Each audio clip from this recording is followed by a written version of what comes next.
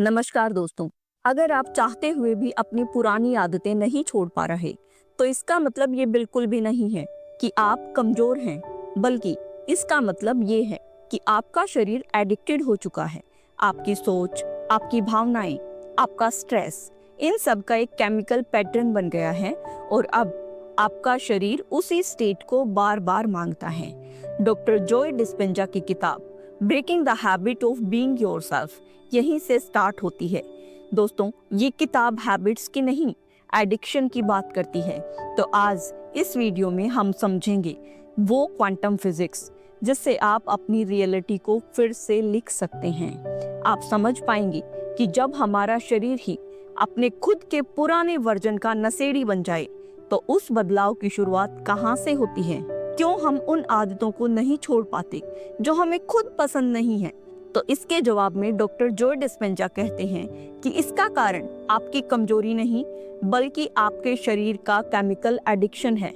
जी हाँ, आपने सही सुना।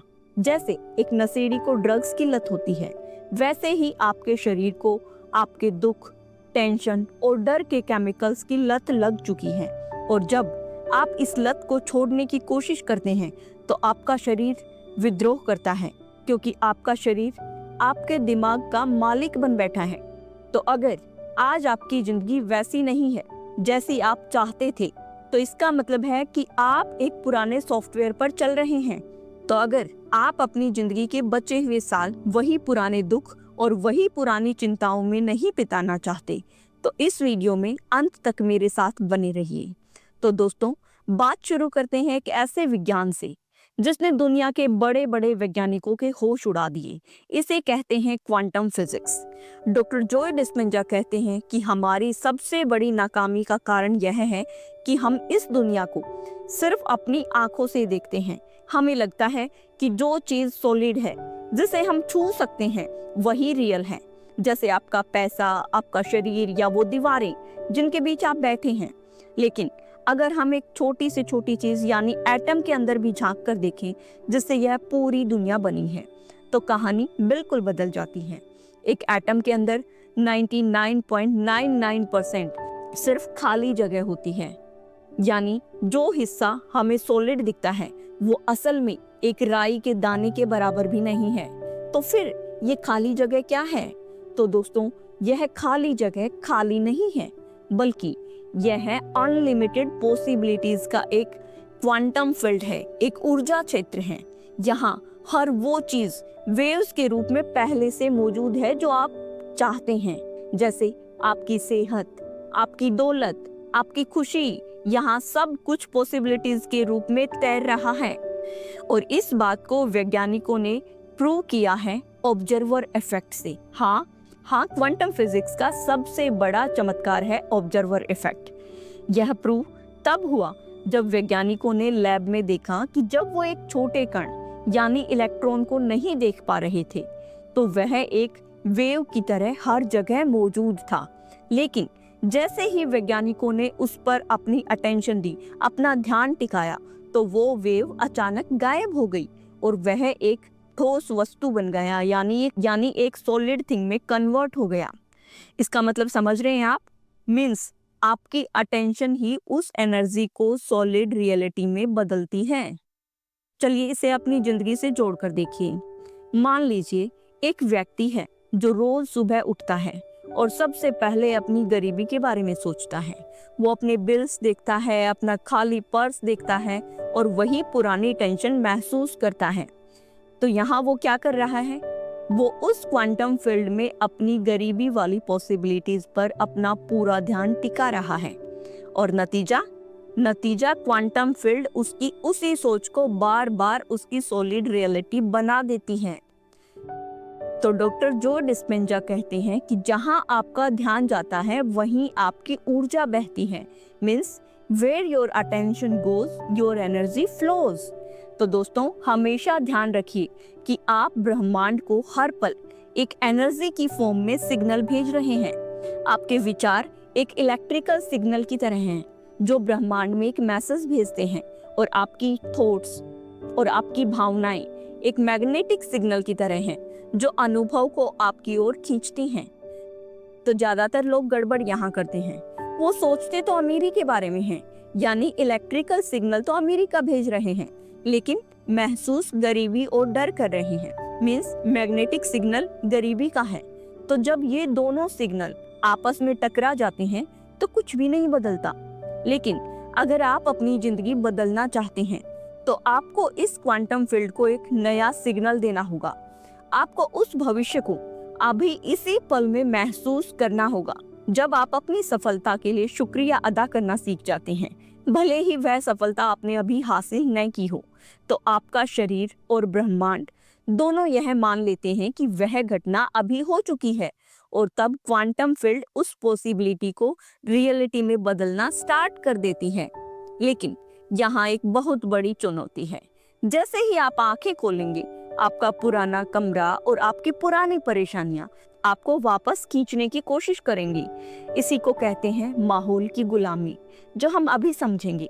तो दोस्तों, जब हमने समझ लिया कि क्वांटम फील्ड में सब कुछ पॉसिबल है, लेकिन अब सवाल आता है कि अगर सब कुछ पॉसिबल है तो हम रोज सुबह वही पुरानी बोरियत और वही पुराना दर्द क्यों महसूस करते हैं? तो इसका सबसे बड़ा कारण पता है क्या है? इसका सबसे बड़ा कारण है आपका एनवायरनमेंट। डॉक्टर जॉय डिस्पेंजा कहते हैं कि आप और मैं, हम सब अपने माहौल के गुलाम बन चुके हैं। जरा अपनी सुबह की रूटीन को गौर से देखिए। आप सुबह उठते हैं, बिस्तर के एक ही तरफ से नीचे पैर रखते हैं, वही पुरानी चप्पल पहनते हैं, वही कॉफी मग उठाते हैं और वही पुराना मिरर देखते हैं।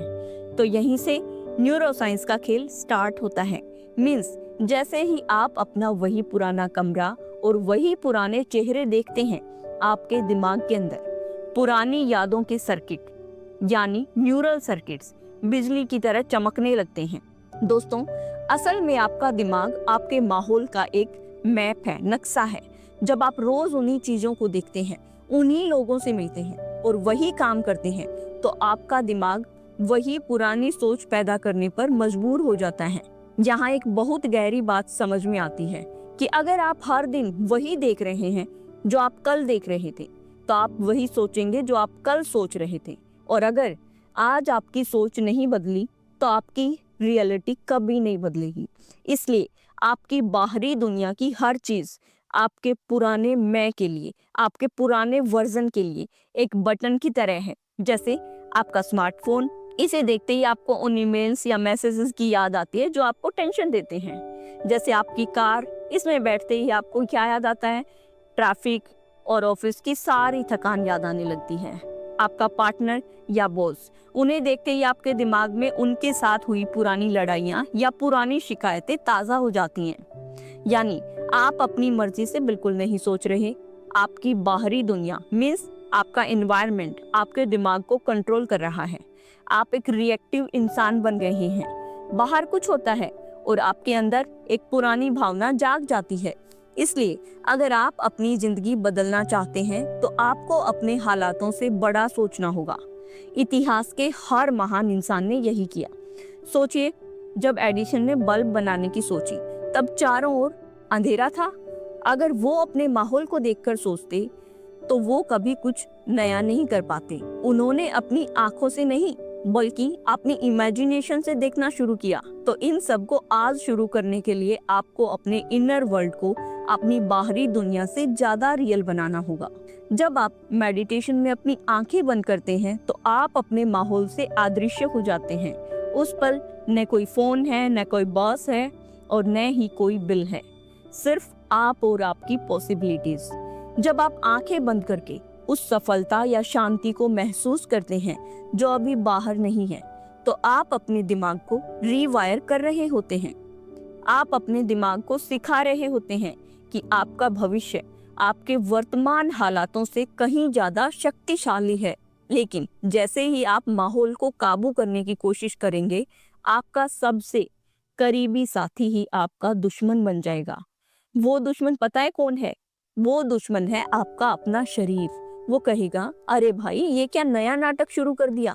मुझे तो वही पुराना दुख और वही पुरानी टेंशन चाहिए। तो चलिए अब समझते हैं कि कैसे हमारा शरीर बीते हुए कल का नशा करता है और उसे कैसे ठीक करना है। तो यहाँ डॉक्टर डिस्पेंजा एक ऐसी बात कहते हैं जो आपको हिलाकर रख देगी।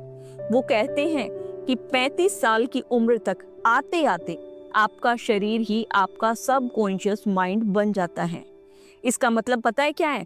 इसका मतलब है कि आपने अपनी आदतों को इतनी बार दोहराया है कि अब आपके दिमाग को पता ही नहीं कि वो क्या कर रहा है, लेकिन आपके शरीर को सब रटा हुआ है। इसे बहुत ध्यान से समझिए कि जब भी आप कोई विचार सोचते हैं, आपका दिमाग एक केमिकल छोड़ता है। अगर आप डर का विचार सोचते हैं तो दिमाग टेंशन वाले केमिकल्स जैसे कोर्टिसोल छोड़ता है। ये केमिकल्स आपके शरीर में जाते हैं और आप डरा हुआ फील करते हैं। दिक्कत तब स्टार्ट होती है जब आप सालों तक यही महसूस करते रहते हैं। आपके शरीर की अरबों सेल्स को इन टेंशन वाले केमिकल्स का चस्का लग जाता है। जैसे किसी को सिगरेट या शराब की लत होती है, वैसे ही आपके शरीर को दुख, चिंता और गुस्से के केमिकल्स का नशा हो जाता है।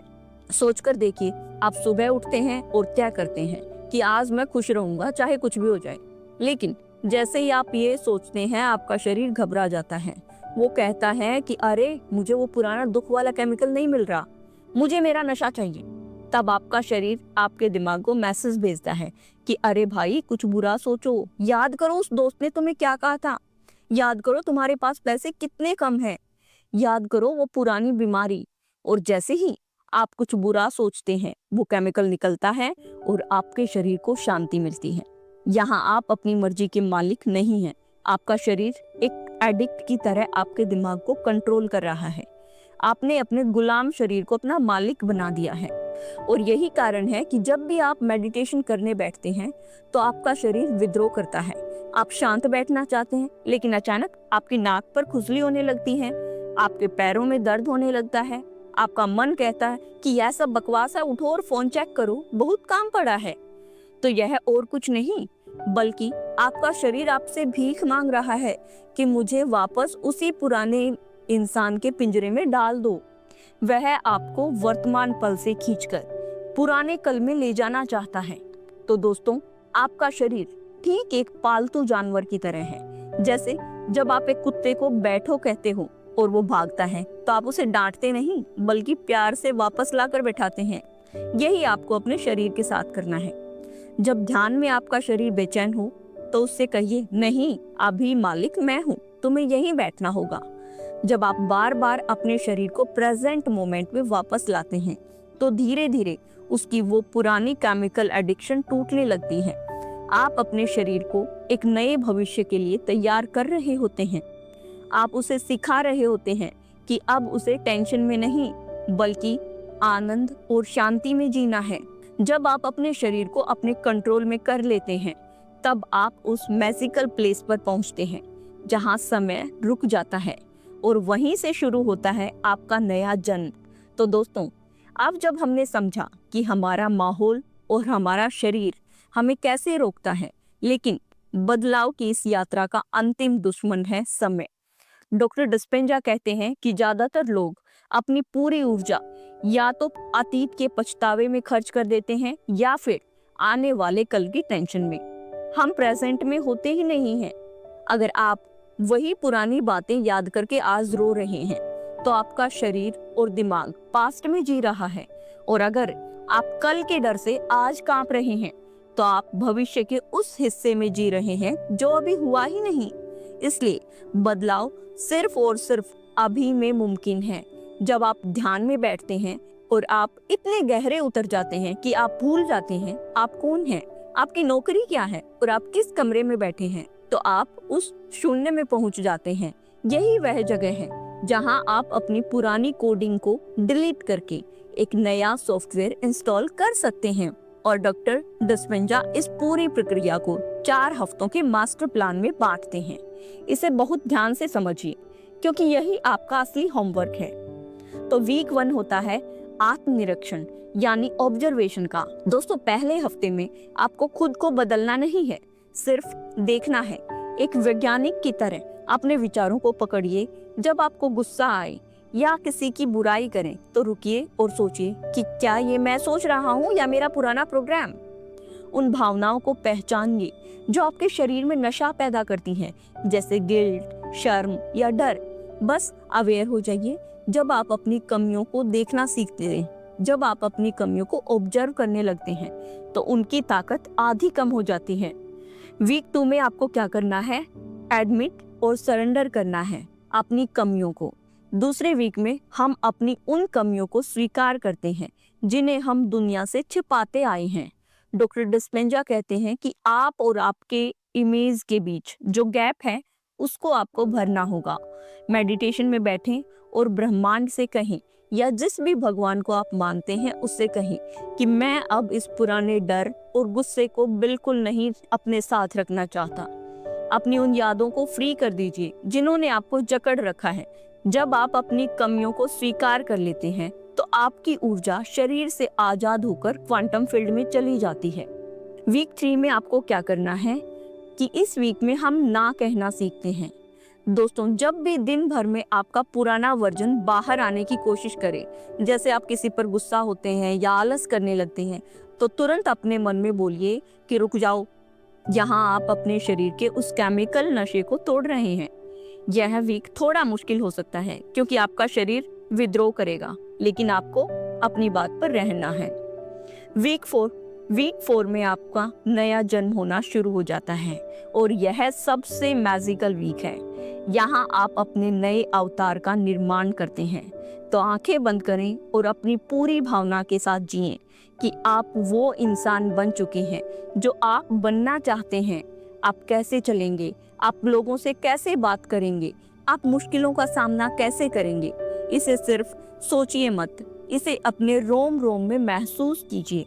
जब आप कृतज्ञता यानी ग्रेटिट्यूड फील करते हैं तो आपका शरीर मानता है कि यस, मैजिक इज हैपन, कि हाँ, चमत्कार हो चुका है। तो दोस्तों, डॉक्टर जॉय डिस्पेंजा की यह किताब हमें एक बहुत बड़ा सबक देती है कि आप अपनी किस्मत के शिकार नहीं, बल्कि आप अपनी किस्मत के क्रिएटर हैं। आपके पुराने वर्जन की मौत होना दर्दनाक है क्योंकि आप अपनी पुरानी पहचान को दफना रहे हैं। लेकिन याद रखिए, जब तक पुराना बीज मिट्टी में मरता नहीं, तब तक नया पौधा जन्म नहीं लेता। इसलिए आज से ही खुद को यह मौका दीजिए और इस 4 हफ्तों के चैलेंज को स्वीकार करने के लिए तैयार हो जाइए। तो दोस्तों, आपके माइंड को बदलने वाली इस मास्टर क्लास को सुनने के लिए आपका दिल से शुक्रिया। इस वीडियो को कम से कम अपने किसी एक ऐसे दोस्त के साथ शेयर जरूर करें जिसे इस बदलाव की जरूरत है। तो सीखते रहिए, बदलते रहिए। Thank you.